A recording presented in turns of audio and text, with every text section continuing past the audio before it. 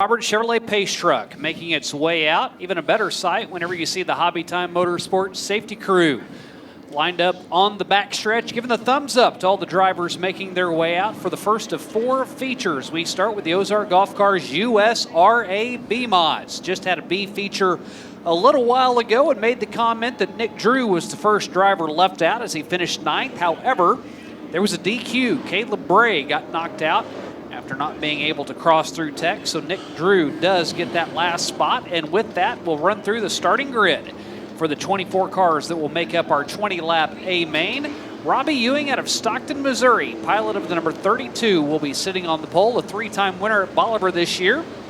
Outside of him is J.C. Newell. He calls Buffalo, Missouri home, and for J.C., he won here at Lucas Oil Speedway and has 4 other wins this season. What a pair to draw to. Row number 2 on the inside, Chris Jackson, the J2 from Lebanon, Missouri. On the outside, it is the 99T, Hermitage, Missouri's Eric Turner. Row 3 has 2 drivers that have both picked up victories here at Lucas Oil Speedway. Mitchell Franklin into the inside in the F1 from Camdenton. His first win ever at the Diamond of Dirt Tracks, and Andy Bryant just continues to add to his win total as the Fort Scott Flyer won in the 28B. Row 4, the 42, Camden, Missouri's Casey Thomas, and Dayton Pursley on the outside, Hermitage, Missouri's 10P. Dexton Daniels in the 3D will start inside out of Van Alstyne, Texas. Best finish for him this year has been 14th. And to his outside in his rookie season in a B mod, JT Carroll, only his second time here at Lucas Oil Speedway. Kyle Slater, the 79 from Muskogee, Oklahoma, and the Monster Hoyt Miller from Cross Timbers, Missouri, the 91. Henry Chambers has won twice at Humboldt this year. He starts inside row 7. Daniel Daniels on his outside, or Dylan Daniels, that is, out of Humboldt, Kansas, starting 14th. Wheatland, Missouri's number 2, Quentin Taylor, and Jace Boney from Cleveland, Missouri, the 17B. Well, you saw John Sheets go from 13th to 1st in the B feature. He lines up 17th inside row number 9 out of Nevada. Cody Bray on his outside from Archie.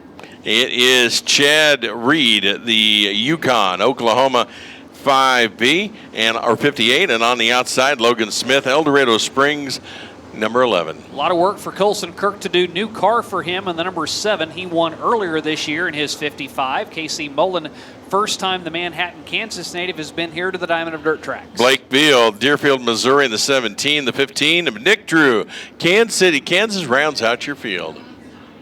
So the Hobby Time Motorsports safety crew not quite to their positions yet as one car stopped there on the backstretch. They will work on that ride before we get things underway. Again, 500 to win for our feature here for the B mods. 29 made their way in to start the evening. With this being a Friday show, we're so used to running on Saturdays. We got a handful of Oklahoma drivers that typically would not be here. Kyle Slater out of Muskogee. Casey Mullen out of Manhattan, Kansas. First time we've seen him. Chad Reed from Yukon, Oklahoma. His first trip here as well. 81 Speedway. One of those tracks that we typically don't get a lot of drivers to come in from. Have a handful that have made their way here tonight for this special show late in the year with the MLRA in the house.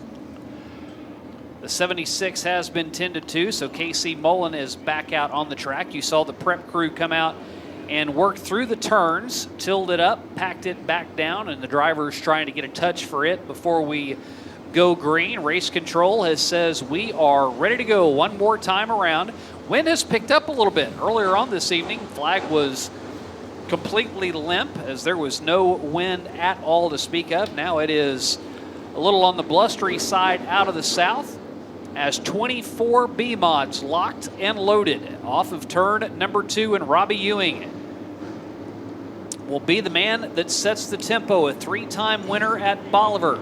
Has not won here at the Diamond of Dirt Tracks. Can he do it tonight? Off of turn number 4, J.C. Newell will be the man to his outside, and Chris Jackson shoots the gap. Right up the middle he goes. He won last week for his 3rd win here at Lucas Oil Speedway, and he is already to the inside of J.C. Newell. He comes out of turn number 4, side by side. Newell will lead lap 1. Jackson on the inside in that second spot. Robbie Ewing, the 32, in third. Here comes the 99T of Eric Turner. Turner looks to challenge the 32 of Robbie Ewing. A little unfinished business for Eric Turner after last week leading 19 laps. It was a 20-lap feature. Chris Jackson got him off of turn 4 on that final lap, able to steal the win away from Eric Turner. And now the top 2 cars have distanced themselves from Robbie Ewing. Ewing comes battling back to the inside of Chris Jackson, and give J.C. Newell a ton of credit. At least here in the early going, 3 laps in, he has been able to pull the field of 24 cars, now leading by 6 car lengths over Chris Jackson. Newell out front. Now it is Robbie Ewing. Ewing looks to the inside, tries to take that second spot away from the J2 of Jackson, the Lebanon, Missouri native. Here comes the 28, Andy Bryant. Bryant moves up into that 5th spot. He has the 99T of Eric Turner in his sights. See deeper back in the pack. Mitchell Franklin working up through the field, now behind Nate Bursley. Both of those cars and drivers won for the very first time. John Sheets will flash past as well.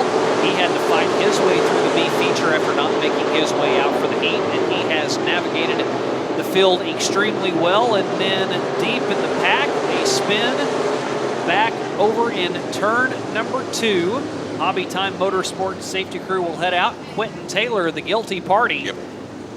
Used to be the 14T. You see that number slapped on the side of the sheet metal, but number 2 on top tells you that it is Wheatland's own that brings out the first caution 5 laps in after J.C. Newell was starting to spread his wings and fly out front and able to pull away from Chris Jackson. He had built up about a 0.7 second advantage through those first opening 5 laps. Jackson, of course, the J2 from Lebanon, Missouri, he kind of peruses around and looks to where he can make those passes and so forth as he goes through, and then when he's ready, he will make that pass and take that lead. But he got a hard challenge up front with J.C. Newell. Typically see Chris Jackson run lower on the track.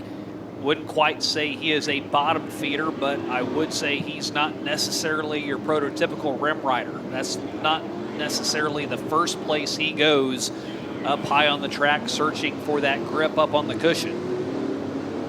J.C. Newell, more times than not, you'll see him run higher on the track as Quentin Taylor is back out from having his car massaged over in turn number 2. He will have to go to the tailback of the field. That solo car spin brings out our first caution 5 laps in, 15 to go.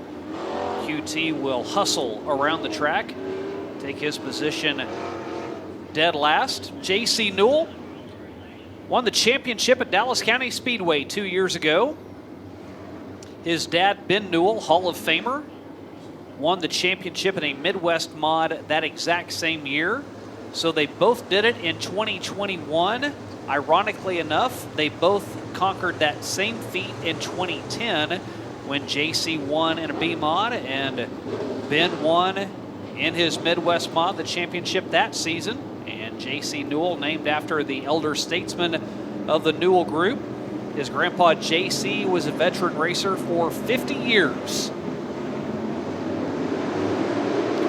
As they come out of turn 4, green flag in the air this time. Newell steps on the pedal. We are underway. And Chris Jackson back down to the bottom of the track where he runs so well. Eric Turner down there as well. And again, a 2-car breakaway. We saw this on the opening lap, and now Chris Jackson doing what he did to Eric Turner. Didn't quite have J.C. Newell cleared that time. Had a little bit of a fender rub, and J.C. Newell decided to lift, not turn the J2. Both of them stay straight, but it's going to cost J.C. Newell as Chris Jackson by 4 car lengths now. Andy Bryant, we talk about Chris Jackson running low. Where does Andy Bryant run? He usually shoots to the top side of the track, and that's where he's at. He is searching for the cushion up top, trying to find momentum to catch up with the 83, while Chris Jackson has now pulled away by 6 car lengths out in front. As they roll through lap number 8, this time it is Chris Jackson up front as caution flies over in turn number 4. I think John Sheets possibly in the middle of that. It looks like he's the car to the inside, and Mitchell Franklin is the other car in the F1. Lots of damage, a whole lot of damage to the left front of Mitchell Franklin. John Sheets already has the helmet off. Will is off as well, so you know his night is done, and what a tough break. His night started out in a rotten way to begin with, not able to make his way out for the heat. And you saw the eye roll. You could actually see inside the cockpit. And a bad night that turned better after the B feature goes back to worst case scenario as his night is done. And I'm going to hate to see the damage on the front end of Mitchell Franklin's F1. It looks all knotted up as the Hobby Time Motorsports safety crew will go to work on both rides. Yeah, it looks like those two cars got together. Safety crew is going to have their hands full getting them apart. But yeah, I'm like you could see John Sheets inside the car and definitely frustrated as you could see on his face, he couldn't believe that whatever happened. And he was making a move up. He was coming up through that field. So a great run by John Sheets, but it looks like it's going to come to an end. The left front wheel looks to be a little off the ground. Maybe it's just the way it's setting, but. Yeah, Mitchell Franklin, last 4 or 5 weeks has not been the best for him, has not been running well. Whenever he came back to Lucas Oil Speedway a couple weeks ago, or actually last week for the season point championship night, had a horrible pill pull, ended up working up through the field, ended up 3rd after starting 11th. And things had really started to turn around speed-wise for him. He found something and was starting to make improvements and just didn't pan out for him last week. And now that you see John Sheets definitely being towed back, there is a ton of damage on the Flower Child's ride. And also on Sheets is the right front wheel not turning on that car. So damage to that front end of both cars. You know, I like to say that I go through the pits and try to check out as much as I can. I also like to stay up on social media. Picture on Mitchell Franklin's Facebook page of him driving a limo. He can drive a B-Mod. He apparently drives a limo as well. I'm not going to say what the limo is decked out in. And if you haven't seen the video yet of him being a flower child at a wedding, you got to go look at it. Nobody tosses petals with the flair that Mitchell Franklin does. I'll take your word for it. Yeah, it is a good video.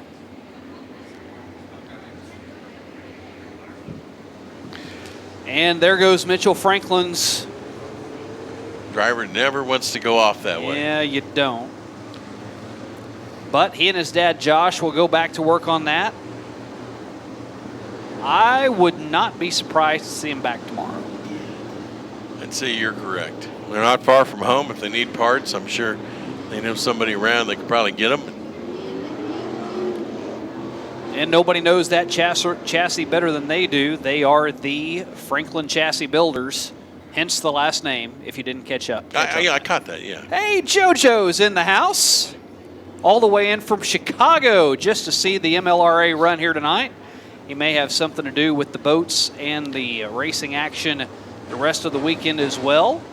Caution lights turned out. Green flag in the hand of Mike Striegel up on the flag stand. And for the second week in a row, still see a little puff of smoke coming out from that J2 of Chris Jackson. Didn't do him any harm at all last week, as he got that pass coming off of turn 4, and he will lead the field of 23 cars now. 22, that is, after 2 fell off and into the pit area, back underway, and Chris Jackson quickly back out in front, trying to make it 2 in a row here at Lucas Oil Speedway. And now Andy Bryant is on the move. flying on the high side. The Fort Scott Flyer now starting to inch closer and closer to Chris Jackson. It is Andy Bryant on the high side as they come around. This time now Jackson moves up in the straightaway as he goes into the corner and moves back down. Bryant stays on the high side. Here comes Eric Turner. Turner in the 99. He has side-by-side action with the 83 of Newell. J.C. Newell as they come through. This time it will be 9 laps down, 11 to go for Chris Jackson, your leader. And you can see Chris Jackson starting to protect that high side now. Andy Bryant was really making some hay up on the top side. Where Chris Jackson may go down entering the turn, whenever he gets to the apex, he starts to drift up to make sure nobody can get that run and take that position away. As a spin for Nick Drew. He drew the last entry after the DQ from Caleb Bray. He was left on the outside looking in through the B feature. Got the lucky dog, if you will, with the DQ to be able to make his way in. And for Nick Drew, that Shane Roach ride from Kansas City, Kansas, will take the hard left-hand turn. And he is going to go ahead and call it a night. Only his 3rd event of the season. He had been racing since 2016. And his night tonight is done. And man, for Chris Jackson, so now you're going to have a dilemma because you've got the 28 of Andy Bryant that will probably take the high side for the restart. You've got the 99T of Eric Turner who will be on the low side right behind him. And I'm guessing Chris Jackson probably has a vague remembrance of last week when he was able to get that pass over Eric Turner off of turn 4 on that last lap to grab the win. If Eric Turner goes to the inside, you got to think he wants to maybe mirror what Chris Jackson did a week ago. And for Andy Bryant, you know, he's got to love being on the top shelf. That's where he runs best. May be the best opportunity for Andy Bryant. You got to think that Chris Jackson's going to get off to a good start here. He always does on restarts, but if he decides to protect the low line against Eric Turner, that might be the opening that Andy Bryant needs. Or vice versa, if he decides to protect that high side against Andy Bryant, Eric Turner may be able to nudge underneath. Are you saying Chris Jackson might get ganged up on? Well, is that what you're trying to say? There is a possibility, yes. We're about halfway through, so quite a bit of racing still to go. Yellow light goes out. We're going to go green flag out of turn 4, Shane. Chris Jackson, he'll start to the high side in 3, but he's going to dive down before you know it, and there he goes. He sees the orange cone back underway, and as expected, Chris Jackson got off to the best start he can. He is so good at restarts. He doesn't spin tires, and now Kyle Slater will go up, slap the wall. You saw some sparks. Luckily, it's right by the exit of the track and into pit road, so he can get back to the pit area, keep us green, and the lead for Chris Jackson now a good 8 car lengths over Andy Bryant. Yeah, Jackson with the advantage. He controlled that start, so he knew when he wanted to jump, and he took off. Jumped out to the great lead. The 28 of Andy Bryant, though, in that second spot. He is still on the high side. Jackson trying to protect that high side against the 28 as they come around the 99T of Eric Turner in that 3rd spot. But here comes J.C. Newell. Top 3 cars are strung out. Battle side by side for 4th as the Boone's Barbecue caution will come out. And it is all the way at the very top side of turn number 4. Can barely see it the way the wall angles around. 17. That is a spin and caution brought out. That is, I believe, Boney that brought that one out. Yep. Or Bill, one of the two. I think it's Blake Beal, I think. That is the shame of cars coming in and all having the same number. You're not sure exactly which one it is. Last time through timing and scoring, I know it's not the Henry Chambers 17. Okay, yeah, I see him. And Blake Beal was able to complete that last lap, so that tells me it's probably Jace Boney's number 17.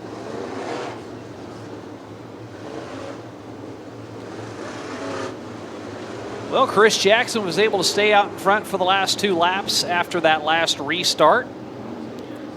And And you wonder what he's going to change up, if any, for this next restart. Every time you go through one of these, the cars behind you, beside you, all learn what you do, how you time it out, when you start, and now more smoke coming out of Chris Jackson's ride.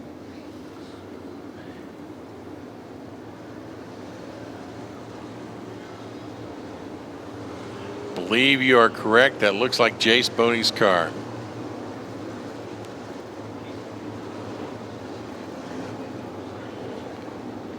I believe a little damage on that right side. Just a hair. So he's getting a lift back to the pits. Another one bites the dust. Absolutely. And with 9 laps left.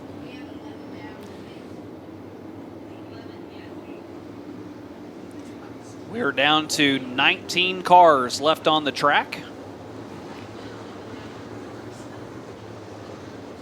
Again, it looks like Andy Bryant is going to go to the high side. That will put Eric Turner on the low side for that start.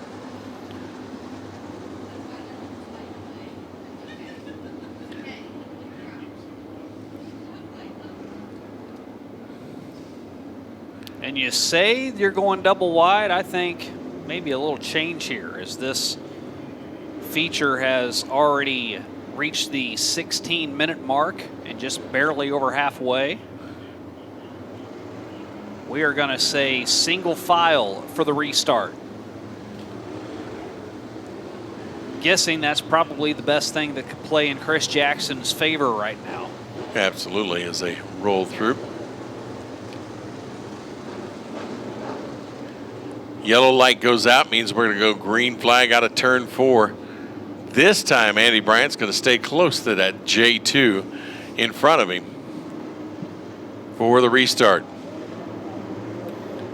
A little slower this time, and Andy Bryant tried to peek to the inside. Chris Jackson will have none of it.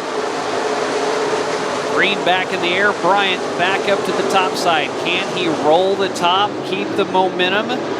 Flying down the back stretch. Tries the same thing over in 3 and 4. Jackson goes up to defend. Eric Turner also goes high. He sees what Andy Bryant's doing. It seems to be working for him, and ET tries the same thing. Again, though, the J2 of Chris Jackson defending that high side as they come through. He's staying in the middle in the corner, and he stays high on the rest of them so that they cannot utilize that high line as they go through. So Chris Jackson has won 37 times this year. 3 of those have come here at Lucas Oil Speedway. Andy Bryant has won here at the Diamond and Dirt tracks. He has 5 wins this year, 1 at Nevada, a couple wins at Monette. He's also picked up the W at Electric City. Eric Turner, who currently sits in 3rd, he has yet to pick up a victory. He's got a couple of second-place finishes, including last week and at the final lap at Dallas County Speedway. Robbie Ewing just now around J.C. Newell. He rides in 4th. 3 wins for him. And J.C. in the 83, he's picked up 5 victories. Parked it in numerous victory lanes this year. But Chris Jackson, the class of the field right now, he's averaging the best lap, and he just turned a sub 19-second lap. As he continues to extend his lead, he's built up a 2-second advantage. Don't think he has any threat at all of catching up with lap traffic, as there's only a handful of laps left, 3 to be exact, as 17 have been put in the books. Mike Striegel prepares the 2 sticks. They go in the air for Chris Jackson. KJ got off to a fantastic start, splitting between Robbie Ewing and J.C. Newell to start the race. Got to the front, never relinquished it. At one point in time, looked as though Andy Bryant had something for him on the top side, cut into his lead. But since then, Chris Jackson continues to build that lead by about 0.2 of a second each lap. Chris Jackson through turns 3 and 4. He'll catch up with lap traffic, but it does not matter.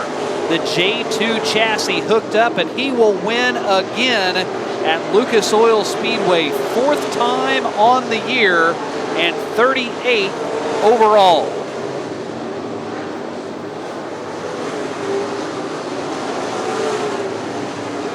Chris Jackson over Andy Bryant and Eric Turner, Robbie Ewing and J.C. Newell, your top 5. Good run for Casey Thomas as a new chassis, new engine for the pilot of the 42. Able to grab himself a top 10 run.